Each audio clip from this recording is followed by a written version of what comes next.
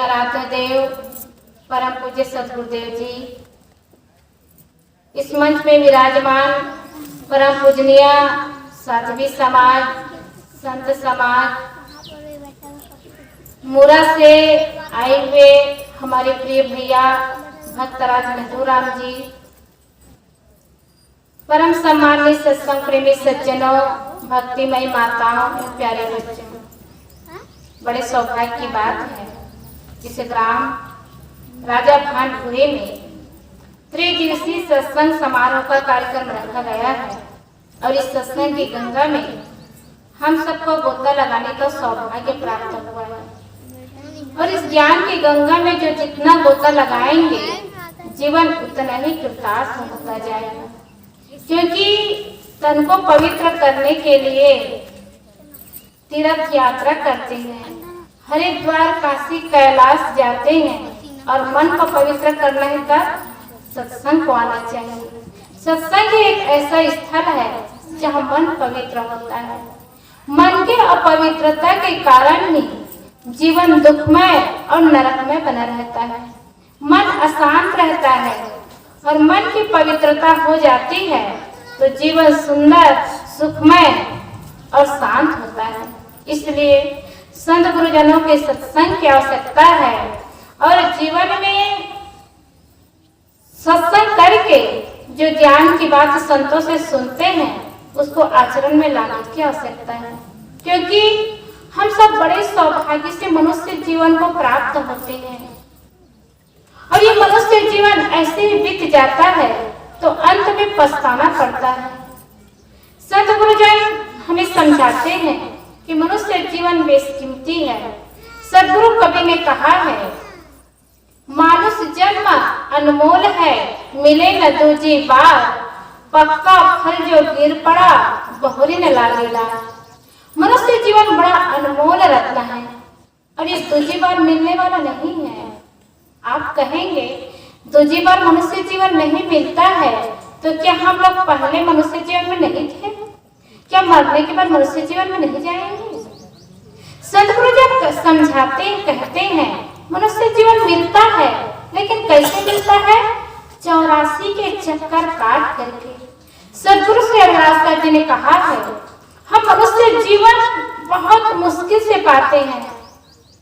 कैसे पाते हैं?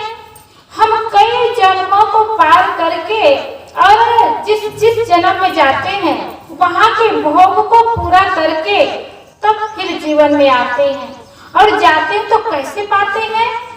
कहीं नरक का कीड़ा बना, कहीं सर्प बिच्छू तन धरा, अंडज व पिंडज और उसमज खानियों जा जरा। हमें कहीं नरक का कीड़ा बनना पड़ा, सांप का तन मिला था, बिच्छू का तन मिला था, अंडज, पिंडज और उसमज 3 खानियों को भटक करके हम मनुष्य जीवन में आते हैं। और मनुष्य जीवन में आते हैं तो कैसे आते हैं?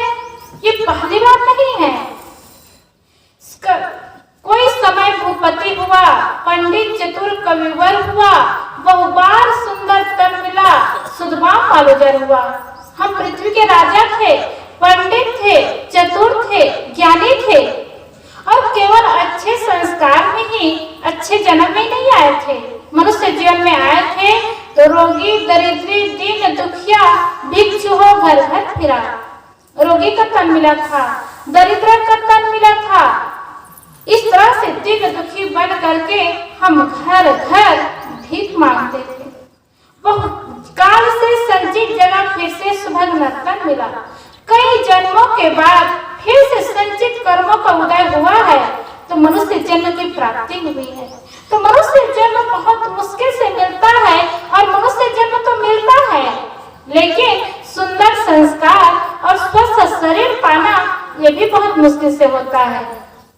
हम इस जन्म में आते तो करते क्या है? हमें मिलता क्या है और हम क्या लेकर के जाते हैं? सज्जनों, मनुष्य जीवन में आते हैं तो हमें क्या करना चाहिए यही नहीं जान पाते। भगवान बुद्ध ने कहा है, भिक्षुओं, एक बार भगवान बुद्ध अपने भिक्षुओं को समझा रहे थे। समझाते हुए उन्होंने कहा, भिक्षुओं, हम इस संसार में इतने बार जन्म लेकर के आए हैं हैं कि मरुस्थल के रेत के एक एक कण को गिनना आसान है, पर कितने बार जन्म लेकर के आए हैं उसको गिनना आसान नहीं है। विचार करिए, मरुस्थल के रेत को एक एक कण को गिनना आसान है? क्या गिन पाएंगे? तब भी भगवान बुद्ध कहते उसको गिनना आसान है, पर कितने बार जन्म लेकर के आए हैं उसको गिनना आसान नहीं है। क्यों कहते हैं?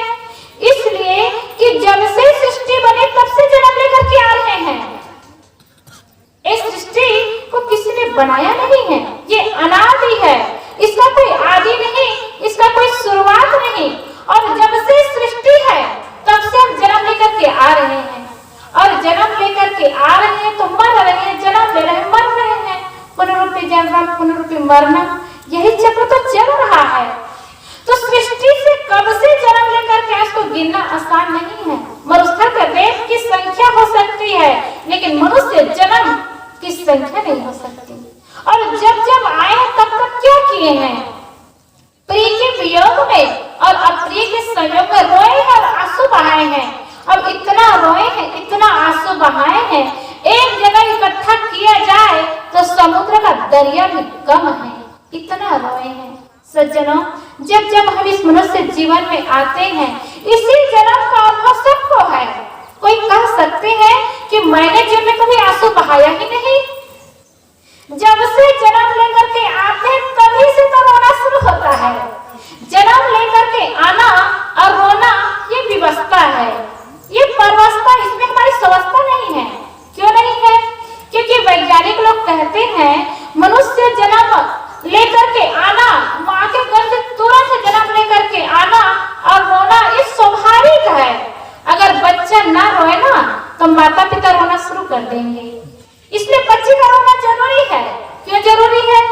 वैज्ञानिक बताते हैं कि माँ के गर्भ में जब बच्चा रहता है तो माँ की नाभि में जो नस जुड़ा रहता है, बच्चे का नाभि में जो नस जुड़ा रहता है वो माँ के शरीर से ही, उनकी सांसों से ही चलता है। माँ सांस लेती तो बच्चा सांस लेता है। अब बच्चा माँ के गर्भ से बाहर आ जाता है तो बच्चे का शरीर अलग हो जाता है, माँ का शरीर अलग हो जाता है। अब उनकी सांसें कैसे चलती है? जब गर्भ में रहता है तो नाभि में नस जुड़ा रहता है, उससे सांसें चलती है। अलग होने के बाद पहले तो नॉर्मल से बच्चा बाहर आ जाता था, दाई सब कुछ सुरक्षित कर देती थी। अब हॉस्पिटल में होता है तो हॉस्पिटल में होने के बाद डॉक्टर लोग नस को काट देते हैं। पहले दाई लोग काट देती थी, अब काटने के बाद उनके मुख के तरफ फूंकते थे, हवा देते थे। अब डॉक्टर लोग करते हैं, दोनों पैर को ऊपर उठा देते हैं और बच्चे को पीटते हैं। नस को काटने के बाद बच्चे को पीटते हैं या नस काटने के पहले पीटते हैं? कब तक पीटते हैं? जब तक बच्चे सांस न ले। तो कहते हैं जब बच्चा जोर से रोता है तो जोर से रोने के बाद सीने का गुब्बारा फूलता है, और सीने का गुब्बारा फूलता है तब से नाक से सांस लेना शुरू करता है। और इसीलिए जब बच्चा जोर से रोता है, चिल्ला करके रोता है, नाक से सांस लेना शुरू करता है, तभी से बच्चे का लोग समझते हैं कि हाँ ये बच्चा जीवित है। रोता नहीं है ना तो प्रमाण नहीं दे सकते कि बच्चा जीवित है।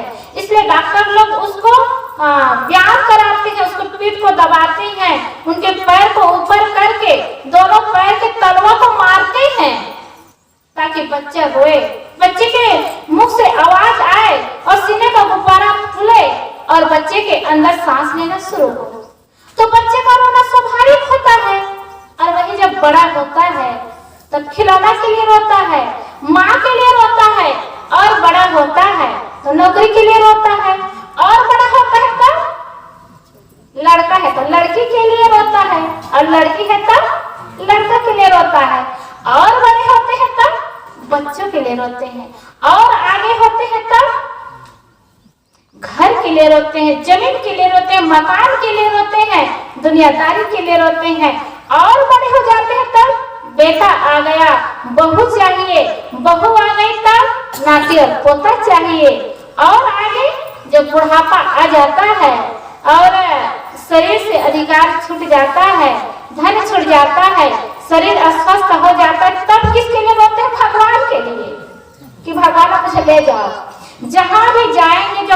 में बूढ़े बूढ़ी है ना, उनसे पूछना, और नहीं कहते कि मैं और जीना चाहता, अब कहते कि अब भगवान ले जाए। तो बचपना में माँ अच्छी लगती है, पिता अच्छे लगते हैं, और बुढ़ापा में भगवान अच्छे लगते हैं। मतलब जीवन जीना शुरू से, बचपन से लेकर के जवानी तक, अधेड़ अवस्था तक अच्छा लगता है, और मरना बुढ़ापा में अच्छा लगता है। और मृत्यु तक आदमी को रोना होता है। क्या हम मनुष्य जीवन में आते हैं रोने के लिए? एक तरफ तो ऋषि मुनि मनुष्य जीवन की गाथा गाते हैं, मानव जन्म अनमोल है, मिले न दूजी बार। गोस्वामी जी ने कहा, नर समान नहीं कौने देही, जीव चराचर याचन जही, नर का स्वर्ग अपवर्ग निसैनी, ज्ञान विराग भक्ति सुख देने। जितने भी देहधारी जीव है, मनुष्य शरीर के समान किसी का भी शरीर नहीं है। क्यों कहते हैं? इसलिए कि नर का स्वर्ग और अपवर्ग में जाने का रास्ता मनुष्य जीवन है। इसलिए मनुष्य जीवन की महानता है, और हम महान हो करके दुनिया में आते हैं। संत महात्माओं से यही बात सुनते हैं कि मनुष्य जीवन महान है, और मनुष्य जीवन में आकर के हम सब कुछ कर सकते हैं। स्वर्ग में जा सकते हैं, अपवर्ग में जा सकते हैं, नरक में जा सकते हैं। ये मनुष्य जीवन है।